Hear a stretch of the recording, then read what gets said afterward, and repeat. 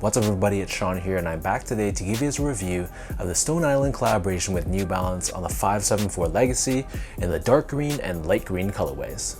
Today's video is sponsored by Capsule. Capsule is a brand new product on the market which aims to preserve your sneakers and extend their lives by up to 2 times. They target the 2 main reasons why your shoes age, deteriorate, and crumble over time, which is hydrolysis and oxidization. So it's a very simple process. They offer a UV protective pod, which is where you put your shoes inside, and this is where the secret sauce comes into play.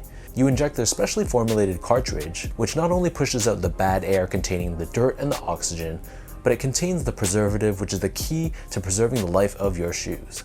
So this is best used, in my opinion, for shoes that you wear sparingly, maybe those grail type sneakers that you wear a couple times a year and then the rest of the time, they're literally just sitting in a box on your shelf. And believe me, I was a skeptic at first, but their product is scientifically backed. And they recently started to offer Capsule Club, which is a subscription-based service, giving you all the tools and the equipment that you need on a monthly basis for a discounted rate. So all that information is available on their website, so check it out down below. So this right here is the upcoming collaboration between Stone Island and New Balance, once again tackling on the 574 Legacy, which follows up their first collaboration on this model last year. So these 2 colorways are releasing on the New Balance website on June 14th for a price of $130 US or $180 here in Canada. And the official colorways for this shoe, for this one is light green and mustard gold, and for this one is dark green and brown. And both pairs are made in Vietnam, which explains the cheaper price point, and honestly, I'm not complaining whatsoever. So just like last year's release, this comes in the same black colored cardboard box, and we have the Stone Island branding on the very top, and this is done in this faded yellow sort of tone. So for those who aren't aware of the New Balance 574 Legacy, well, the 574 in itself is one of the most popular New Balance silhouettes of all time. The 574 Legacy though, this is basically a recrafted and elevated version of the model with a slightly tweaked shape, better materials, and in my opinion, it's just an overall better made sneaker. So jumping into the details of the shoes, starting things off with the toe box, both colorways are covered in this ripstop nylon, so it's done in more of an olive green on the dark green colorway, and this mustard yellow color on the light green pair. Right above this towards the laces, we have this sliver of the silver reflective 3M, and then surrounding the front toe cap, we have this very soft suede. This is not a long-haired shaggy suede that we saw on last year's collaboration, but this is more of a flatter suede. So you can see each pair has a unique shade of green. It's more of your classic forest green on the dark green pair, and there's almost a subtle hint of teal on the light green pair. So this covers the mid panel of both sides of both sneakers, and then stitched on top of this, we have the New Balance N logo. This is done in this rubberized fashion. Next to this, we have this reflective 3M panel in this olive green color. This covers the top 2 eyelets. And then surrounding the top portion of the ankle collar area, we have more of that ripstop nylon in the respective colors, olive green for the dark green colorway, and mustard yellow for the light green colorway. Moving downwards, we have more of that same suede covering the heel of the sneaker. And then covering the bottom of the heel, we have this semi-translucent TPU heel clip with New Balance and Stone Island co-branding. This gives you additional structure and support for the back end of the sneaker. And then on the very top of the heel, we have a silver reflective panel along with New Balance branding embroidered across the top in black. In terms of laces, so each of these shoes come with 2 laces each.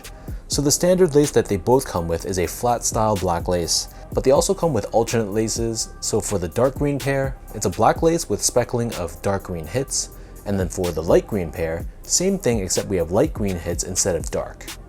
Underneath this, the tongue here differs from last year's release as it's constructed entirely out of a black colored nylon. I prefer the material on last year's release a bit more. It gave the shoe more of a premium feel, but it is what it is. Either way, on the top of the tongue, we have the Stone Island patch, which almost looks like it's stuck on using Velcro, but unfortunately it's not. The interior of the shoe is lined in this black colored fuzzy-like liner, which I suspect will catch a lot of lint in the future. And then for the insoles, nothing special here. This is your typical foam line insole. However, it's covered in a black mesh on top, and we have Stone Island branding pressed onto the heel. The upper of the 574 Legacy sits atop this chunky EVA foam midsole, which is painted in white on the forefoot, but it's done in this dark gray color on the dark green pair and this vintage looking cream color on the light green pair. In addition to EVA foam, we also have end cap technology. This sits on the top half of the back of the shoe, And for those who aren't familiar what end cap is, it's a dual density foam setup consisting of a softer EVA core surrounded by a stiffer rim of polyurethane, giving you a good balance of softness and support. And then for the outsole, as you can see here, it's done in this black colored rubber on the dark green pair and more of a beige color on the light green pair. We have this aggressive looking traction pattern on the forefoot, and we have a circular New Balance branding visible on the heel. So that breaks down the look and the construction of both of these pairs. And for those wondering about how these fit, so my foot measures as a true size 10, slightly on the wider side. I got both of these in a size 10, and they fit me, but they're definitely more on the snug side. So while the length of the shoe and the width of the shoe were fine, the issue I had was the shallowness of the toe box. It felt like the top of the shoe was kind of clamping down on top of my toenails. This was more noticeable on the dark green pair, whereas for the light green pair, I felt a little bit of that pressure, but it felt a lot more comfortable, all things considered. So this might be because of manufacturer's inconsistency, but I feel like if you have a narrow or a normal width foot and you like more of a snug one-to-one fit, go true to size. But if you have a wider foot or you just like more of a spacious toe box, then go up half a size.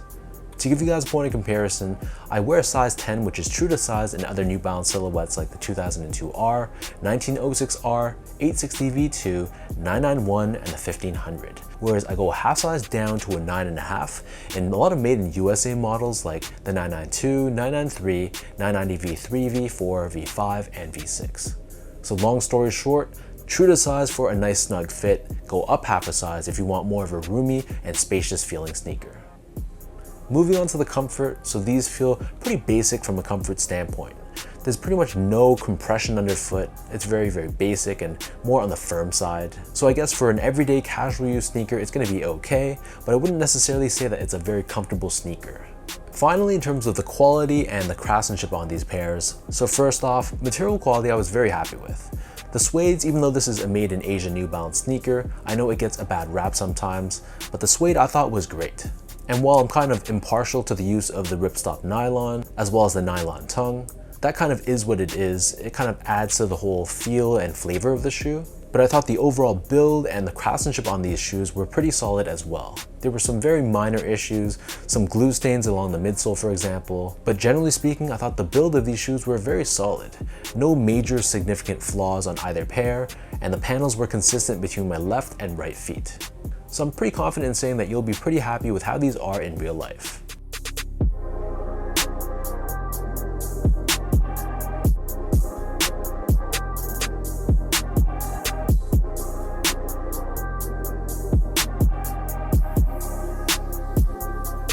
So with all that out of the way now, let me toss both of these on feet, I'll lace them up and I'll show you guys how these look.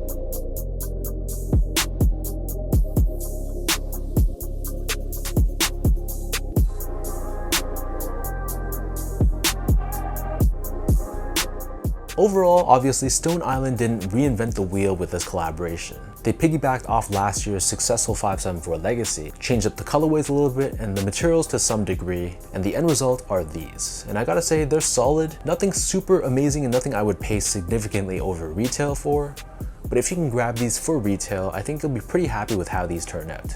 Between the two, I think this dark green has more of that classic Stone Island feel. So if you're into that, I think this is the right choice. But for me, I like the look and the colorway of this light green pair. It's just a little bit more unique. It pops a little bit more for summer. And it's a shade of green that I really don't have anything like this in my collection.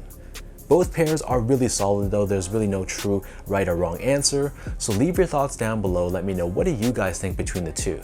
Between this light green and the dark green colorways, which of the two do you guys prefer and which ones are you going to be going for? If you guys enjoyed this review, be sure to like, comment, and subscribe to my channel if you haven't yet. You can follow me on Instagram at esco8, check me out on X at sean.go spelled out, and visit my website at seango.ca. So thank you everyone for watching. Hopefully you guys enjoyed this review and hopefully it helped you in some way. Good luck to anyone trying to grab these later on this week, and I'll catch all of you in my next review.